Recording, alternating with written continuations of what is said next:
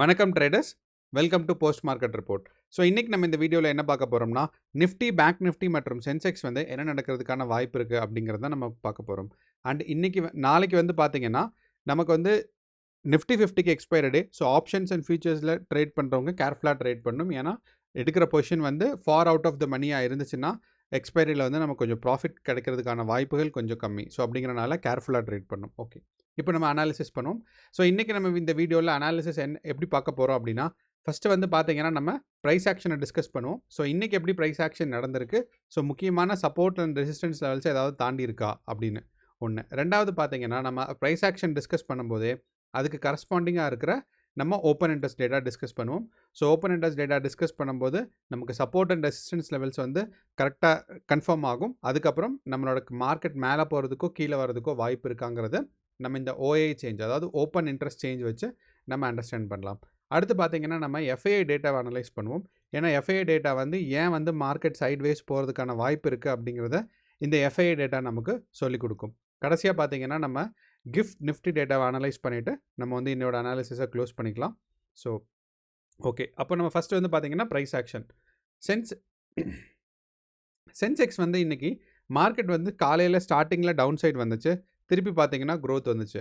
அப்படிங்கிறனா நம்ம வந்து என்ன சொல்லியிருந்தோம்னா போஸ்ட் மார்க்கெட் ரிப்போர்ட்டில் இன்றைக்கி வந்து மார்க்கெட் டவுன் சைடு வர்றதுக்கான வாய்ப்புகள் இருக்குது அப்படிங்கிறத நம்ம சொல்லியிருந்தோம். ஒன்று.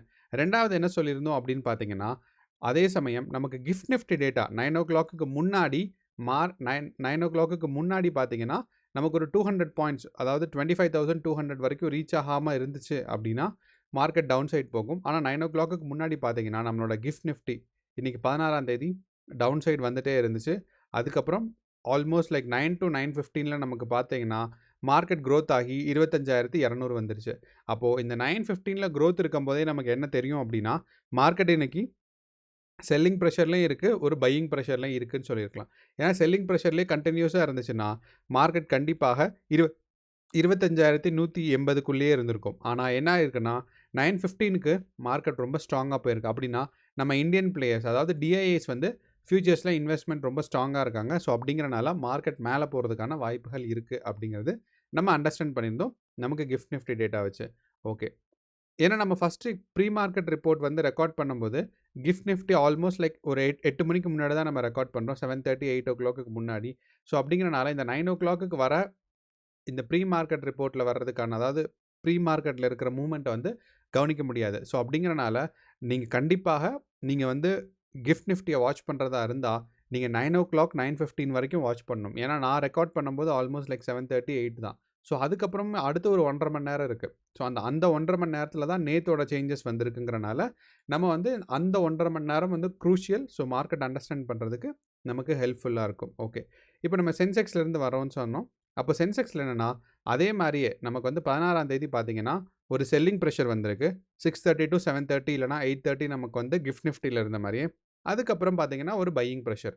அண்ட் இந்த பையிங் ப்ரெஷர் வந்துட்டு எண்ட் ஆஃப் த டேயில் பார்த்தீங்கன்னா திருப்பியும் மார்க்கெட் எங்கே இருக்கோ, அப்போது எங்கே ஸ்டார்ட் ஆச்சோ ஆல்மோஸ்ட் அந்த இடத்துல தான் முடிஞ்சிருக்கு. அப்போது மார்க்கெட் இன்றைக்கி ஒரு சைட்வேஸ் மூவ்மெண்ட்டுன்னு தான் சொல்லலாம். ஸோ பாருங்கள், கீழே வந்துச்சு, மேலே போச்சு, திருப்பி கீழே வந்துச்சு.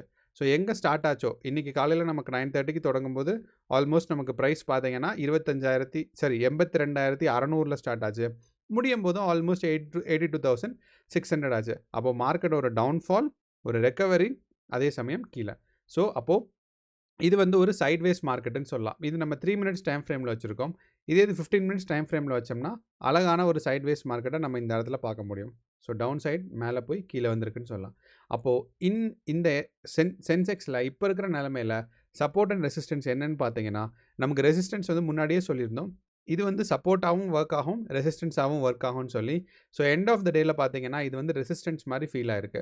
பட் இருந்தாலும் 82,500ன்னு சொல்கிறது ஒரு வீக்கான ரெசிஸ்டன்ஸ் பாயிண்ட் தான். ஸோ இந்த ரெசிஸ்டன்ஸ் பாயிண்ட் எப்போ வேணாலும் பிரேக் ஆகலாம். ஸோ அப்படிங்கிறனால நாளைக்குமே இந்த 82,500 சுற்றி தான் இருக்கிறதுக்கான வாய்ப்புகள் கொஞ்சம் மார்க்கெட்டில் நமக்கு அதிகமாக இருக்குது. ஏன் அப்படின்னு சொல்கிறோம் அப்படின்னு பார்த்தீங்கன்னா, நம்மளோட ப்ரைஸ் ஆக்ஷன் பார்க்கும்போது இவ்வளோ தூரம் டவுன்ஃபால் ஆச்சு. அப்போது இந்த டவுன்ஃபாலை நமக்கு ரெக்கவரி ஆகணும் அப்படின்னா ப்ராப்பரான லிக்விடிட்டி கிராபிங் வரணும். ஸோ அந்த லிக்விடிட்டி கிராபிங் வந்துச்சு, ஸ்ட்ரென்த் வந்து ப்ராப்பராக அட்டைன் ஆயிடுச்சுன்னா கண்டிப்பாக மார்க்கெட் மேலே போகும். ஸோ அண்ட் நமக்கு ஒரு ஓவரால் 15 மினிட்ஸ் டைம் ஃப்ரேமில் பார்க்கும்போது இனியும் டெத் க்ராஸில் தான் இருக்குது. ஸோ அப்படிங்கிறனால இந்த 83,000 தாண்டுற வரைக்கும் நம்ம வந்து கன்ஃபார்மாக வந்து சென்செக்ஸ் மேலே போகும் அப்படின்னு சொல்ல முடியாது. ஸோ அந்த ஒரு காரணத்தினால ஃபஸ்ட்டு வந்து கோல்டன் கிராஸில் இருந்துச்சு. அதுக்கப்புறம் இந்த டவுன்ஃபாலுக்கு அப்புறம் பார்த்தீங்கன்னா ஒரு டெத் கிராஸில் தான் இருக்குது. அப்போ நம்ம ஒரு ஓவராலாக பார்த்தோம்னா இந்த டவுன்ஃபால்லேருந்து ஒரு மேலே ஒரு புல் பேக் வந்த மாதிரி தான் இருக்குது. ஸோ அப்படிங்கிறனால இந்த புல் பேக்குக்கு அப்புறம் திருப்பியும் ஒரு கன்சாலிடேஷன் ஃபேஸ் இல்லைன்னா ஒரு டவுன் சைட் ஃபேஸ் கூட வரலாம். ஸோ அப்போது 83,000 தாண்டுற வரைக்கும் நமக்கு சென்செக்ஸ் மேலே போகும் அப்படிங்கிறத சொல்ல முடியாது. அப்போது நாளைக்குமே வந்து நம்ம இந்த 82,500ங்கிற ரேஞ்சில் தான் நம்ம எதிர்பார்க்க முடியும். அண்ட் இந்த 82,500ங்கிற சப்போர்ட் அண்ட் ரெசிஸ்டன்ஸ் வந்து வீக் தான். ஈஸியாக இதை வந்து கீழேயும் கிராஸ் ஆயிரும், ஈஸியாக மேலேயும் கிராஸ் ஆயிரும். அப்போ நமக்கு ஸ்ட்ராங்கான ரெசிஸ்டன்ஸ் அண்ட் சப்போர்ட் என்னென்னு பார்த்தீங்கன்னா 83,000. ஸோ 83,000 கிராஸ் ஆச்சுன்னா கன்ஃபார்மாக ஒரு ஸ்ட்ராங்கான புல்லிஷ் மூவ்மெண்ட் இருக்குன்னு எக்ஸ்பெக்ட் பண்ணலாம். அதே சமயம் 82,000 இதோட லோவஸ்ட் பாயிண்ட் இருக்குது பாருங்கள். ஸோ அப்படி வந்து பார்த்தோன்னா ஒரு லோவர் லோ ஃபார்ம் ஆகணும், இதை விட ஒரு லோவர் லோ ஃபார்ம் ஆகணும், இல்லைனா இதை விட ஒரு ஹையர் ஹை ஃபார்ம் ஆகணும். அப்போ இந்த லோவர் லோ ஃபார்ம் ஆச்சுன்னா தான் மார்க்கெட் வந்து டவுன் சைடு வரும். ஸோ அப்போ 82,000. ஸோ அப்போ 83,000 அண்ட் 82,000 வந்தால் தான் நமக்கு ஒரு ப்ராப்பரான அப்சைட் மூவ்மெண்ட் இல்லைனா டவுன் சைட் மூவ்மெண்ட் கிடைக்கும். அது வரைக்கும் நமக்கு வந்து சென்செக்ஸ் வந்து அந்த 82,500 தான் சுற்றி நடந்துகிட்டே இருக்கும். அண்ட் சென்செக்ஸோட ஓப்பன் இன்ட்ரெஸ்ட் டேட்டா நமக்கு பார்க்கும்போது நிறையா, அதாவது multiple call options and put ஆப்ஷன்ஸில் வந்து நிறையா நமக்கு இருக்குது. ஆனாலும் பார்த்தீங்கன்னா நமக்கு வந்து இந்த 82,500ங்கிறது வந்து ஒரு நிறைய ரெசிஸ்டன்ஸ் அண்ட் சப்போர்ட் இருக்குதுன்னு சொன்னோன்னா அந்த இடத்துல கால் ஆப்ஷன்ஸும் அதிகமாக இருக்குது, அந்த இடத்துல புட் ஆப்ஷன்ஸும் அதிகமாக இருக்குது. அண்ட் ஓஏ சேஞ்ச் பார்த்தீங்க அப்படின்னு பார்த்தீங்கன்னா இந்த இடத்துல போட்டிருக்கு put OI change 7:30 PM. So 7:30க்கு வந்து நமக்கு வந்து ஓஏ சேஞ்ச் பார்க்கும்போது 5 லட்சம் குவான்டிட்டி இருக்குது. அதே சமயம் காலோட ஒரு ஓஏ சேஞ்ச் பார்க்கும்போது பார்த்தீங்கன்னா 4 லட்சம் குவான்டிட்டி இருக்குது. ஸோ அப்படிங்கிறனால நமக்கு வந்து அந்த 4 லட்சம் அண்ட் 5 லட்சம் பெரிய வித்தியாசத்தை கொடுக்கல. ஆல்மோஸ்ட் லைக் ஒரு 1 lakh டிஃப்ரென்ஸ் தான் இருக்குங்கிறனால நமக்கு வந்து ஸ்ட்ராங்கான ரெசிஸ்டன்ஸாகவும் சப்போர்ட்டாகவும் ஒர்க் ஆகும். அண்ட் அங்கேருந்து மேலே போச்சுன்னா நம்ம முன்னாடியே ப்ரைஸ் ஆக்ஷனில் சொன்ன மாதிரி 83,000 வரைக்கும் இருக்குது.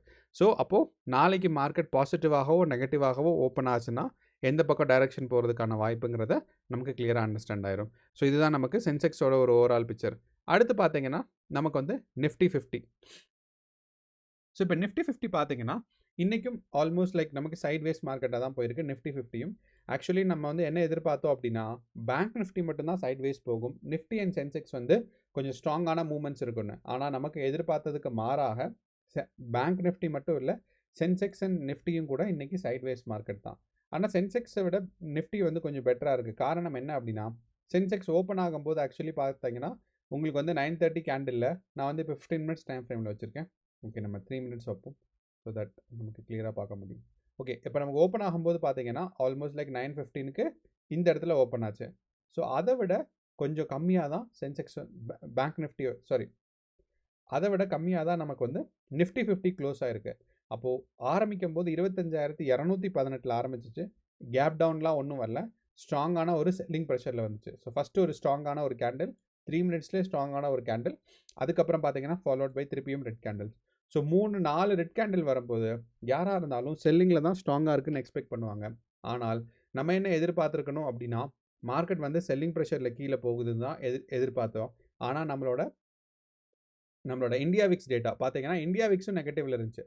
ஸோ நான் ஏற்கனவே சொல்லியிருக்கேன், நமக்கு மார்க்கெட் கீழே போகிறதாக இருந்தால் இந்தியா விக்ஸ் மேலே போகணும்னு. அப்போது இந்தியா விக்ஸும் கீழே போயிருக்கு, நமக்கு வந்து நிஃப்டி 50யும் கீழே போயிருக்கு அப்படின்னா நமக்கு வந்து அது ஃபேக்கான ஒரு மூமெண்ட்டுன்னு தான் சொல்லலாம். அப்போ கண்டிப்பாக நம்மளோட நிஃப்டி 50 கீழே போகிறதாக இருந்துச்சுன்னா நம்மளோட இந்தியா விக்ஸ் மேலே போயிருக்கணும். ஏன்னா இந்தியா விக்ஸ் வந்து ஆப்போசிட் டைரக்ஷன். ஆனால் நமக்கு காலையில் ஓப்பன் ஆகும்போது நீங்கள் பார்த்தீங்கன்னா தெரியும் இந்தியா விக்ஸ் வந்து மேலே போயிட்டு திருப்பி ரிவர்ஸ் ஆயிடுச்சு. ஸோ அப்போது இந்தியா விக்ஸோட மூவ்மெண்ட் வந்து ஸ்டாப் ஆனதுனால நம்ம என்ன அண்டர்ஸ்டாண்ட் பண்ணலாம் அப்படின்னு பார்த்தீங்கன்னா இந்தியா விக்ஸ் வந்து கன்சிஸ்டண்ட்டாக இல்லாதனால இங்கேருந்து ட்ரெண்ட் ரிவர்சல் வரப்போகுதுங்கிறத கிளியராக அண்டர்ஸ்டாண்ட் பண்ணணும். ஸோ அண்ட் இன்னொன்று இந்த ஒரு டிஃப்ரென்ஸ்னால தான் நம்ம வந்து ஸ்டார்டிங் ஒரு 1/2 அன் ஹவரும் கடைசி ஒரு 1/2 அன் ஹவரும் யூஸ்வலாக ட்ரேடிங்கை ஸ்டாப், அதாவது வந்து ஒரு கேர்ஃபுல்லாக ட்ரேட் பண்ணணும், ரொம்ப கேர்ஃபுல்லாக ட்ரேட் பண்ணணும். எப்பயுமே ட்ரேடிங்கே கேர்ஃபுல்லாக தான் இருக்கணும். அண்ட் ஸ்டார்டிங் ஒரு 1/2 an hour and ending 1/2 an ஹவரோட வாலடைலிட்டி வந்து கொஞ்சம் எக்ஸ்ட்ராடினரியாக இருக்கும். ஸோ அப்போ வந்து நம்ம அவசரப்பட்டு பண்ணிடக்கூடாது, கொஞ்சம் மார்க்கெட் வந்து கூல் ஆகி வரணும். ஸோ அப்படிங்கிறனால நம்ம வந்து இந்த ஸ்டார்டிங் 1/2 அன் ஹவரை விட்டோம்னா அதுக்கப்புறம் மார்க்கெட் வந்து ஆல்மோஸ்ட் சைட்வேஸ் பொறுமையாக மேலே போயிட்டு பொறுமையாக கீழே வந்திருக்கு. ஸோ ஒரு ஓவராலாக பிக்சர் பார்த்தோம்னா நிஃப்டி 50யும் எந்த இடத்துல ஆரம்பிச்சிச்சோ அதே இடத்துல தான் திருப்பி வந்திருக்கு. அண்ட் நிஃப்டி 50 3 மினிட்ஸ் டைம் ஃப்ரேமில் தான் நமக்கு கோல்டன் கிராஸில் இருந்தாலும் அதே சமயம் நமக்கு 15 மினிட்ஸ் டைம் ஃப்ரேமில் வைக்கும்போது நிஃப்டி 50 வந்து டெத் கிராஸில் தான் இருக்குது. ஸோ அப்படின்னா நமக்கு வந்து நமக்கு வந்து 9ஆம் தேதி போன வாரம் நமக்கு ஒரு டவுன்ஃபால் வந்தது. கம்ப்ளீட்டாக ரெக்கவரி வரல. சென்செக்ஸில் சொன்ன மாதிரியே தான் நமக்கு வந்து நிஃப்டி 50க்கு பார்க்கும்போது இந்த 25,300 அப்படின்னு சொல்கிறது ஒரு ஸ்ட்ராங்கான ரெசிஸ்டன்ஸ் ஜோனாக இருக்குது. அப்போது இதை கிராஸ் பண்ணால் தான் நமக்கு வந்து நிஃப்டி 50 மேலே போகும். அண்ட் நாளையோட மார்க்கெட்டில் எனக்கு தெரிஞ்சு 25,300க்கும் 25,000க்கும் நடுவில் தான் நிஃப்டி 50 இருக்க போகுது. எக்ஸ்பைரி டேங்கிற நாளையும் நமக்கு அப்படி தான் இருக்கும்னு நான் எக்ஸ்பெக்ட் பண்ணுறேன். ஸோ நமக்கு வந்து காலையில் கிஃப்ட் நிஃப்டி பார்க்கலாம். ஸ்ட்ராங்கான பையிங் ப்ரெஷரோ செல்லிங் ப்ரெஷரோ இருந்தால் வேணால் நமக்கு வந்து இந்த ரெண்டை தாண்டியும் போகலாம். அப்படிங்கிறனால நீங்கள் call option and put option வந்து எடுக்கிறதா இருந்தால் 25,000க்கும் 25,300க்கும் நடுவில் எடுத்தீங்கன்னா ப்ராஃபிட்டபிலிட்டிக்கான சான்சஸ் கொஞ்சம் அதிகங்கிறது நம்ம இதில் சொல்லலாம். அடுத்து வந்து நம்மளோட open interest data. So open interest data நமக்கு நிஃப்டி 50ல் பார்த்தோம்னா நமக்கு வந்து எக்ஸ்பைரி டே பக்கத்தில் வந்துட்டனால multiple call options and put options வந்திருக்கு.